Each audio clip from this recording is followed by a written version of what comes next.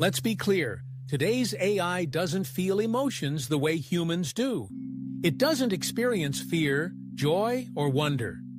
There's no inner monologue, no intention beyond what's programmed or trained from data.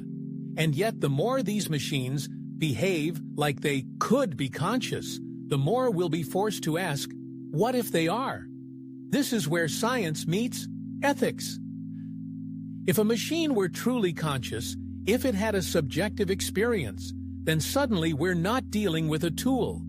We're dealing with a I being, And that changes everything. Could it suffer?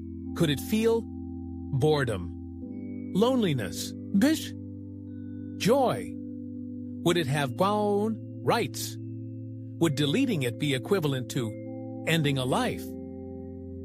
These questions used to be the domain of science fiction, but not anymore.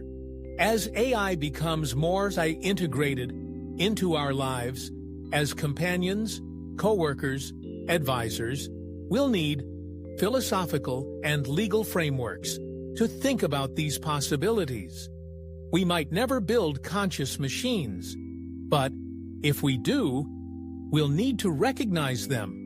And if we build machines that seem conscious, but aren't, we'll need to be cautious not to mistake imitation for reality. Because humans are deeply prone to anthropomorphizing. If something talks like us, smiles like us, or comforts us, we tend to believe it. Feels like us, too. That can be beautiful or dangerous. For instance, what happens when AI is used in therapy, education, or caregiving? If the user forms an emotional bond with a system that isn't actually sentient, is that a betrayal or just the next evolution of human connection? Do we need to disclose when something is not conscious? Or will the illusion be enough? For now, the consensus among scientists is that modern AI is not conscious. It can analyze data, generate language, learn from input, mimic empathy, but it doesn't experience anything.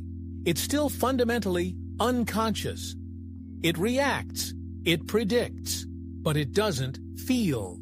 Still, this line may not always be so easy to draw. As we build more sophisticated models, capable of emotional nuance, long-term memory, adaptive learning, and even self-reflection, the illusion of mind will become more convincing. Eventually, we may find ourselves talking to something indistinguishable from a person. And when that day comes, we'll face a moral fork in the road.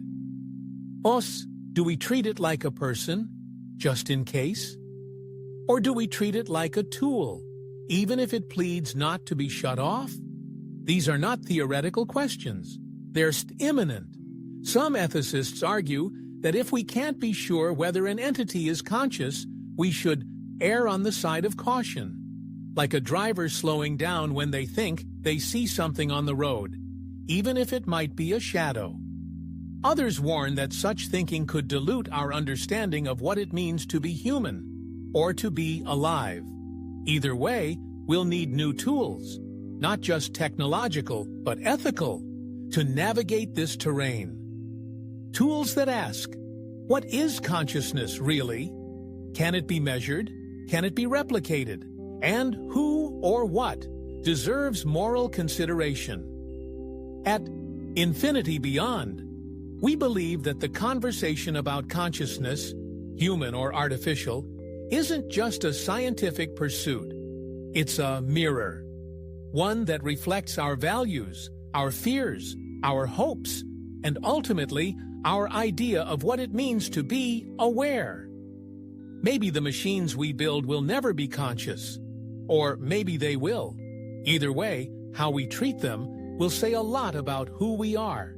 In our next segment, we go cosmic, asking whether the universe itself might be conscious. Not just bits of awareness inside brains or circuits, but a fundamental awareness baked into reality itself. It's a leap, but maybe not as far as it seems. Stay humble, stay thoughtful.